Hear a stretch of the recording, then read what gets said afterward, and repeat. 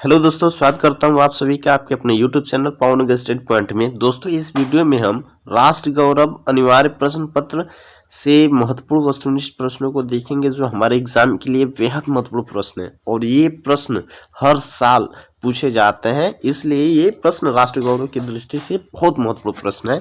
उन सभी प्रश्नों का हम अच्छे से अभ्यास करेंगे। ठीक है, तो चलिए हम देखते हैं वो कौन कौन से प्रश्न है।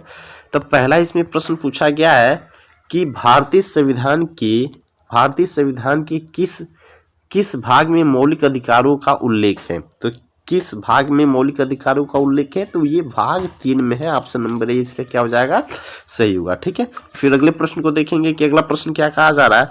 अगला प्रश्न कहा जा रहा है कि भारत के संविधान किस अनुच्छेद में विधि के समक्ष समानता का प्रावधान है। तो विधि के समक्ष समानता का प्रावधान किस अनुच्छेद में है, तो अनुच्छेद 14 में इसका विधि के समक्ष समानता का प्रावधान किया गया, अनुच्छेद 14 में। ठीक है, ऑप्शन नंबर सी इसका क्या हो जाएगा, बिल्कुल सही हुआ। ठीक है, फिर अगले प्रश्न को देखेंगे कि अगला प्रश्न क्या कहा जा रहा है। अगला प्रश्न कहा जा रहा है कि सूचना का अधिकार क्या है। सूचना का अधिकार क्या है, तो सूचना का अधिकार एक मौलिक अधिकार है। ऑप्शन नंबर ए इसके क्या हो जाएगा, बिल्कुल सही होगा। ठीक है, फिर अगले प्रश्न को देखेंगे कि अगला प्रश्न क्या कहा जा रहा है। अगला प्रश्न कहा जा रहा है कि अंतर्राष्ट्रीय महिला वर्ष कब घोषित किया गया। तो अंतर्राष्ट्रीय महिला वर्ष कब घोषित किया गया, तो सन 1975 में। ऑप्शन नंबर ए इसका क्या हो जाएगा, बिल्कुल सही होगा। ठीक है, फिर अगले प्रश्न को देखते हैं कि अगला प्रश्न क्या कहा जा रहा है। अगला प्रश्न कहा जा रहा है कि भारत में मौलिक अधिकारों का संरक्षक कौन है।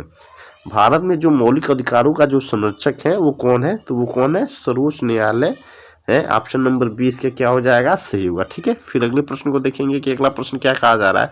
अगला प्रश्न कहा जा रहा है कि भारतीय संस्कृति में आश्रमों की संख्या मानी गई है। आश्रमों की संख्या कितनी मानी गई है, आश्रमों की संख्या 4 मानी गई है। ऑप्शन नंबर 20 के क्या हो जाएगा, बिल्कुल सही होगा। ठीक है, फिर अगले प्रश्न को देखेंगे कि अगला प्रश्न क्या कहा जा रहा है। अगला प्रश्न कहा जा रहा है कि महाभारत में कुल पर्व है। महाभारत में कुल कितने पर्व है, तो ये 18 पर्व है। ठीक है, ऑप्शन नंबर सी इसका क्या हो जाएगा, बिल्कुल सही होगा। ठीक है, फिर अगले प्रश्न को देखते हैं कि अगला प्रश्न क्या कहा जा रहा है। अगला प्रश्न कहा जा रहा है कि महाभारत का जो पहला पर्व है वो कौन है। ठीक है, कौन सा है, तो महाभारत का जो पहला पर्व है ये आदि पर्व है। ऑप्शन नंबर 20 का क्या हो जाएगा, सही होगा। ठीक है, फिर अगले प्रश्न को देखते हैं कि अगला प्रश्न क्या कहा जा रहा है। अगला प्रश्न कहा जा रहा है कि त्रिपिटक का संबंध किस धर्म से है। त्रिपिटक का जो संबंध है किस धर्म से है, तो ये बौद्ध धर्म से है। ठीक है, ऑप्शन नंबर 20 के क्या हो जाएगा, बिल्कुल सही होगा। ठीक है, फिर अगले प्रश्न को देखते हैं कि अगला प्रश्न क्या कहा जा रहा है। अगला प्रश्न कहा जा रहा है कि अष्टाध्यायी के रचनाकार कौन है। अष्टाध्यायी के रचनाकार कौन है, तो अष्टाध्यायी के रचनाकार कौन है, ये पाणिनि है। ऑप्शन नंबर 20 के क्या हो जाएगा, सही होगा। ठीक है, फिर अगले प्रश्न को देखते हैं कि अगला प्रश्न क्या कहा जा रहा है। अगला प्रश्न कहा जा रहा है कि पर्यावरण दिवस मनाया जाता है। पर्यावरण दिवस मनाया जाता है, तो पर्यावरण दिवस कब मनाया जाता है, तो ये हर वर्ष 5 जून को मनाया जाता है। ऑप्शन नंबर ए इसका क्या हो जाएगा, सही होगा। ठीक है, फिर अगले प्रश्न को देखेंगे कि अगला प्रश्न क्या कहा जा रहा है। अगला प्रश्न कहा जा रहा है कि वातावरण में ऊर्जा का प्रमुख स्रोत है। वातावरण में ऊर्जा का जो प्रमुख स्रोत है वो क्या है, वो सूर्य है। ऑप्शन नंबर 20 का क्या हो जाएगा, सही होगा। ठीक है, फिर अगले प्रश्न को देखेंगे कि अगला प्रश्न क्या कहा जा रहा है। अगला प्रश्न कहा जा रहा है कि सबसे प्राचीन वेद है। इन 4 वेदों में जो सबसे प्राचीन वेद है वो कौन सा वेद है, वो ऋग्वेद है। ऑप्शन नंबर ए इसके क्या हो जाएगा, सही होगा। ठीक है, फिर अगले प्रश्न को देखेंगे कि अगला प्रश्न क्या कहा जा रहा है। अगला प्रश्न कहा जा रहा है कि शाम शब्द का अर्थ होता है गान। ऑप्शन नंबर सी इसके क्या हो जाएगा, सही होगा। ठीक है, फिर अगले प्रश्न को देखेंगे कि अगला प्रश्न क्या कहा जा रहा है। अगला प्रश्न कहा जा रहा है कि लीलावती के रचनाकार हैं। बेहद महत्वपूर्ण प्रश्न है ये सारे। ठीक है, लीलावती के जो रचनाकार हैं ये कौन है, तो लीलावती के रचनाकार ये भास्कराचार्य है। ऑप्शन नंबर ए इसके क्या हो जाएगा, सही होगा। ठीक है, और दोस्तों आप यदि हमारे चैनल को सब्सक्राइब नहीं किए हैं तो कृपया चैनल को सब्सक्राइब कर लीजिए कि जिससे आने वाली सारी वीडियो का नोटिफिकेशन आपके पास पहुँच जाए। ठीक है, फिर अगले प्रश्न को देखेंगे कि अगला प्रश्न क्या कहा जा रहा है। अगला प्रश्न कहा जा रहा है कि अर्थशास्त्र के रचनाकार हैं। अर्थशास्त्र के रचनाकार कौन है, तो अर्थशास्त्र के रचनाकार ये कौटिल्य है। ऑप्शन नंबर सी इसका क्या हो जाएगा, सही होगा। ठीक है, फिर अगले प्रश्न को देखेंगे कि अगला प्रश्न क्या कहा जा रहा है, मनुस्मृति की रचनाकार है। मनुस्मृति के रचनाकार किसे मानते हैं, ये मनु को मानते हैं। ऑप्शन नंबर ए इसका क्या हो जाएगा, सही होगा। ठीक है, फिर अगले प्रश्न को देखेंगे कि अगला प्रश्न क्या कहा जा रहा है। अगला प्रश्न कहा जा रहा है कि मुद्रा राक्षस नाटक के लेखक हैं। तो मुद्रा राक्षस नाटक के लेखक कौन है, ये विशाखा दत्त है। ऑप्शन नंबर डी इसका क्या हो जाएगा, बिल्कुल सही होगा। ठीक है, फिर अगले प्रश्न को देखेंगे कि अगला प्रश्न क्या कहा जा रहा है। अगला प्रश्न कहा जा रहा है कि गीत गोविंद के रचनाकार हैं। गीत गोविंद के रचनाकार ये कौन है, बेहद महत्वपूर्ण प्रश्न है और ये प्रश्न कई बार पूछा गया है। तो इसका जो सही आंसर होगा, आंसर बी होगा, जयदेव। ठीक है, फिर अगले प्रश्न को देखेंगे कि अगला प्रश्न क्या कहा जा रहा है। अगला प्रश्न कहा जा रहा है कि भरतनाट्यम नृत्य है।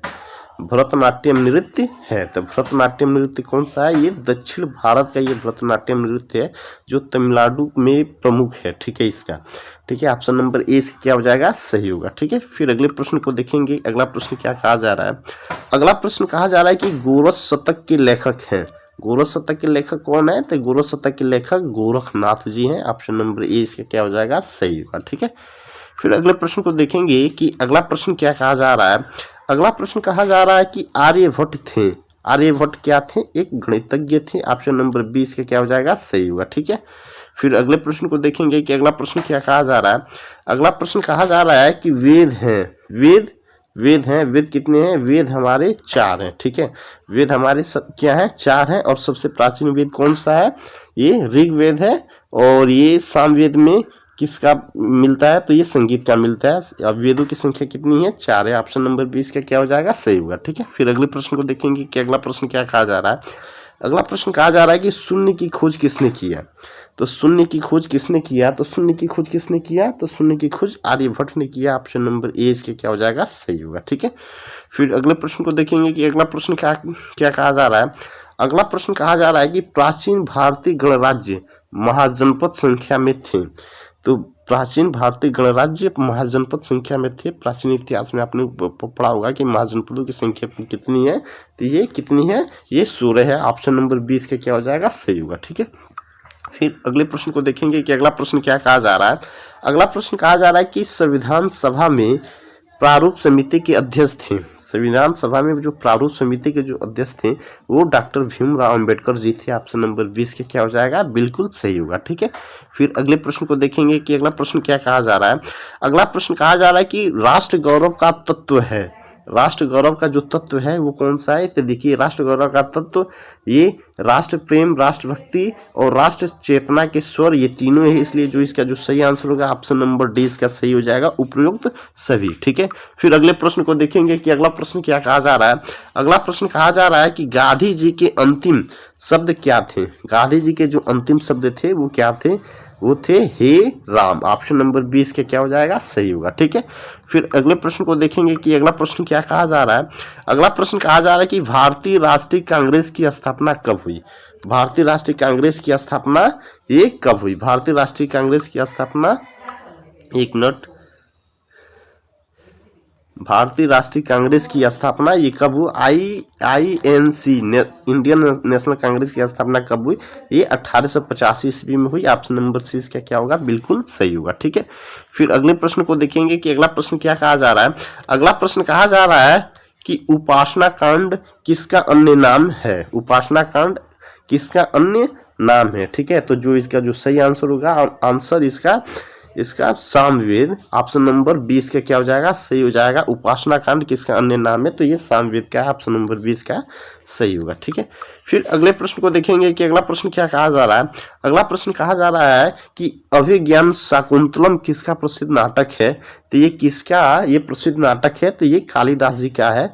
ऑप्शन नंबर सी इसका क्या हो जाएगा, सही होगा। ठीक है, फिर अगले प्रश्न को देखेंगे कि अगला प्रश्न क्या कहा जा रहा है। अगला प्रश्न कहा जा रहा है कि आइन ए अकबरी के लेखक हैं। आइन ए अकबरी के लेखक कौन है, तो ये अबुल फजल जी हैं। ऑप्शन नंबर ए इसका क्या हो जाएगा, सही होगा। ठीक है, फिर अगले प्रश्न को देखेंगे कि अगला प्रश्न क्या कहा जा रहा है। अगला प्रश्न कहा जा रहा है कि चंद्रमा किसका उपग्रह है। चंद्रमा ये किसका उपग्रह है, तो ये किसका उपग्रह है, ये पृथ्वी का उपग्रह है। ये किसका उपग्रह है, ये पृथ्वी का उपग्रह है। ठीक है, फिर अगले प्रश्न को देखेंगे कि अगला प्रश्न क्या कहा जा रहा है। अगला प्रश्न कहा जा रहा है कि आयुर्वेद में रसों की संख्या है, आयुर्वेद में जो रसों की संख्या है ये कितना है, तो ये 6 है। ऑप्शन नंबर 20 का क्या हो जाएगा, सही होगा। ठीक है, फिर अगले प्रश्न को देखेंगे कि अगला प्रश्न क्या कहा जा रहा है।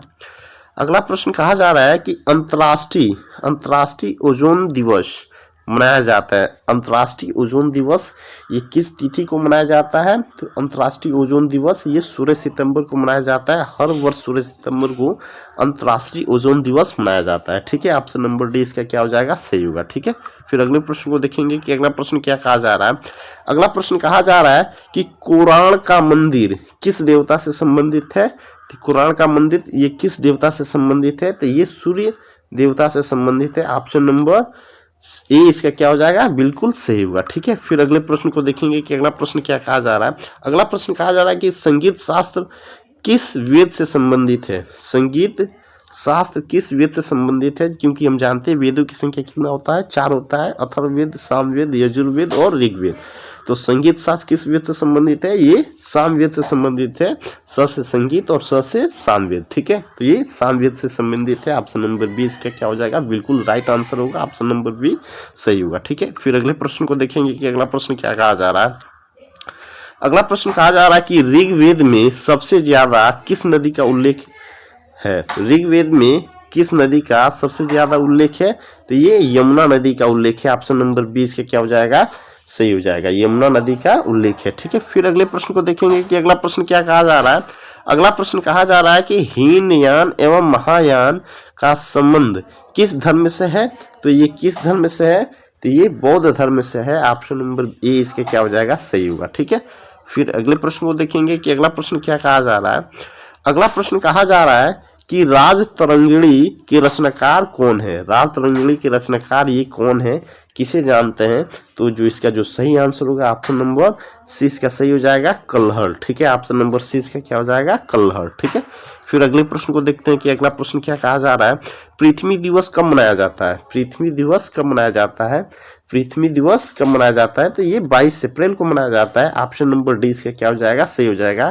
प्रतिवर्ष 22 अप्रैल को पृथ्वी दिवस मनाया जाता है। ठीक है, फिर अगले प्रश्न को देखेंगे कि अगला प्रश्न क्या कहा जा रहा है।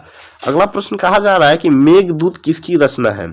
मेघदूत किसकी रचना है, तो मेघदूत किसकी रचना है, ये कालिदास जी की रचना है। ऑप्शन नंबर ए इसका क्या हो जाएगा, सही होगा। ठीक है, फिर अगले प्रश्न को देखते हैं कि अगला प्रश्न क्या कहा जा रहा है। अगला प्रश्न कहा जा रहा है कि शून्य का आविष्कार हुआ, तो शून्य का आविष्कार कहाँ हुआ था, ये भारत में हुआ था। ऑप्शन नंबर ए इसका क्या हो जाएगा, सही होगा। ठीक है, फिर अगले प्रश्न को देखते हैं कि अगला प्रश्न क्या कहा जा रहा है।